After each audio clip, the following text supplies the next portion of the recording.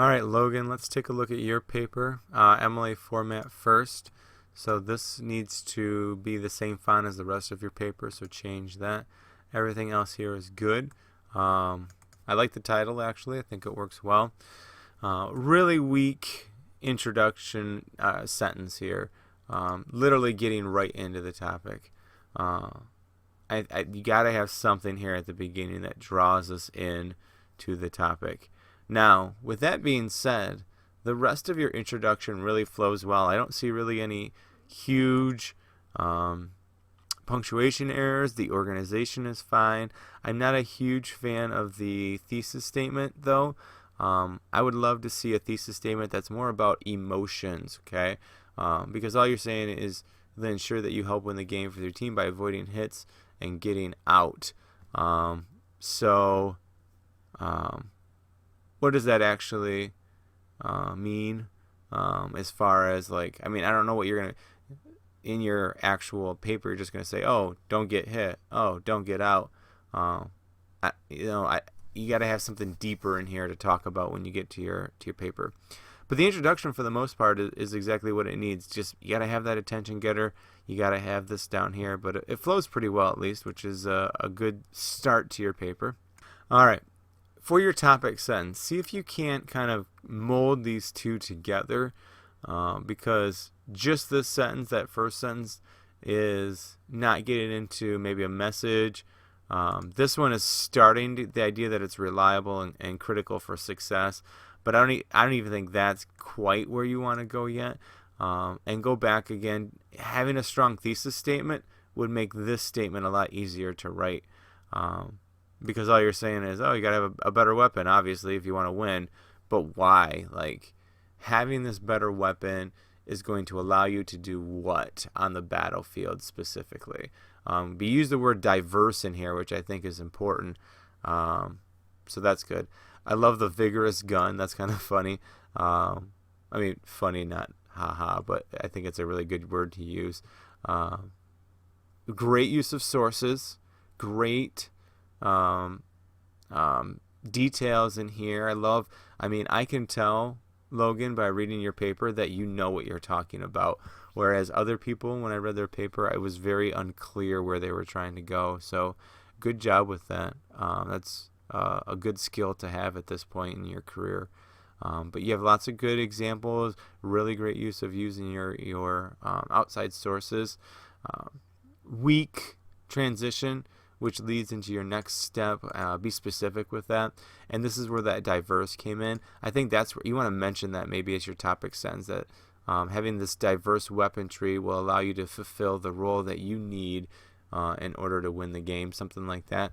I think that would be a really good topic sentence to use in that paragraph.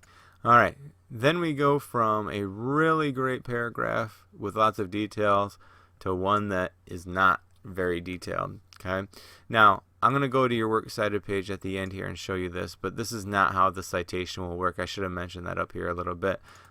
This is not how those citations will work, and we'll get to your works cited page and we'll go over it. Basically, all I'm getting out of this is to have the right kind of squad.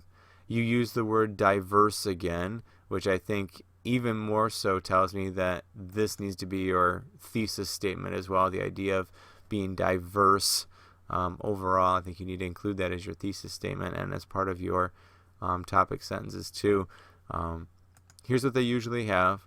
They can protect you from all sides, comma, reducing the chances that you'll get shot. Only use a semicolon. I mean, there are other ways, but mostly, Logan, you're only going to use a semicolon to separate two complete thoughts, so just be careful of that. But basically, you're just say, if you have a good squad, you won't get shot as much, but you never really say how. Like, what are they going to do to protect you from all sides? Is it because you know certain formations? Is it because, I mean, it's kind of a weak step to just say, hey, you should have people that know what they're doing. Okay, well, that makes sense in nearly any sport or any game or anything. Why is it so important in airsoft? So just be thinking about that in the future as far as what you could put in here. I like the idea after you find a squad, it's time to know how to behave on the field. Now, this makes me think that behave, you're going to talk about, being gentlemanly, but really you're acting like a jerk. So I think you'd even be more specific with that transition statement for what you expect out of your team. All right, Logan, you're sending me mixed message. It's time to act like a jerk. Don't be rude to teammates or referees, but be rude and a jerk to your enemy. So I don't know. I think you probably need to phrase this a little bit better. While being civil to teammates and referees, you need to act like a complete jerk towards the enemy so that blah, blah, blah, blah, blah, something like that. So basically, this is the whole idea of cheating, is what this paragraph is about, and how to cheat and what you can do to cheat. No matter how many times the enemy yells, call your hits, don't ever call them. They can't prove anything unless they have video proof, or if a ref sees it, comma, of course. You're going back to the whole respawn thing, which you can either make reference here or at the top.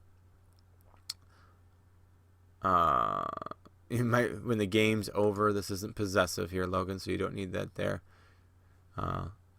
Unless your team wins because of it. So here's a wrong use of a semicolon again. Most people don't call their hits anyways, comma, so it's definitely okay. I should give you an automatic A for quoting Eddie Guerrero, R.I.P. Eddie. That's pretty funny. You will need, even though you probably are a wrestling fan and know this, you need to cite that quote, though, so make sure you cite that quote. And I feel like you're repeating yourself quite a bit in here. It's really simple. Don't call your hits. Don't call your hits. You don't have to walk back. I don't know. I just feel like you're repeating yourself a lot. So I think there's definitely areas that you can improve your language. One more defensive measure must be taken before you and your team steals the victory. I think you can have a much stronger transition where you could say, not calling your hits might be impossible if the right gun is pointed at you or something like that. And that way, maybe a stronger transition statement then. All right, Polar Star would be like a colon, since you're introducing this. That name strikes fear into airsoft veterans everywhere. Now, you don't have a really good topic sentence here as far as what you should do. It is not a fun experience. So here's the correct use of a semicolon. You got it right here. And I know you use it at least one more time down here incorrectly.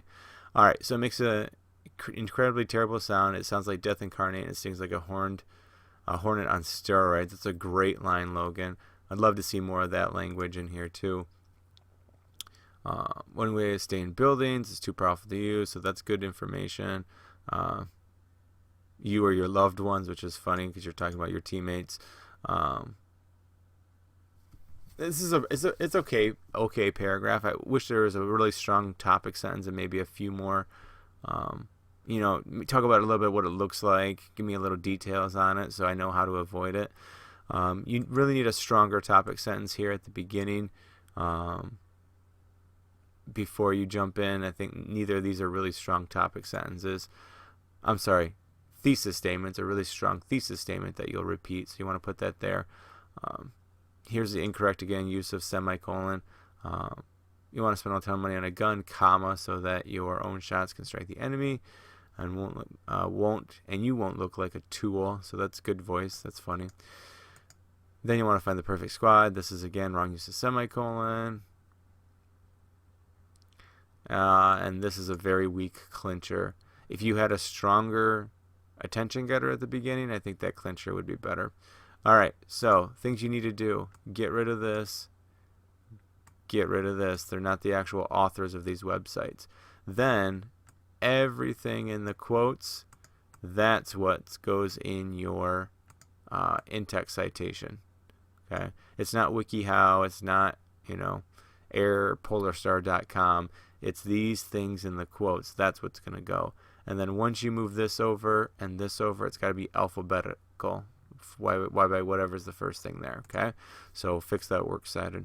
Not a bad paper, Logan, overall. I really like a lot of things about it. We got to work on semicolon usage. We got to work on a better thesis statement and topic sentences, add a few more details, but I really like where you're going with it so far. So good luck in a rewrite.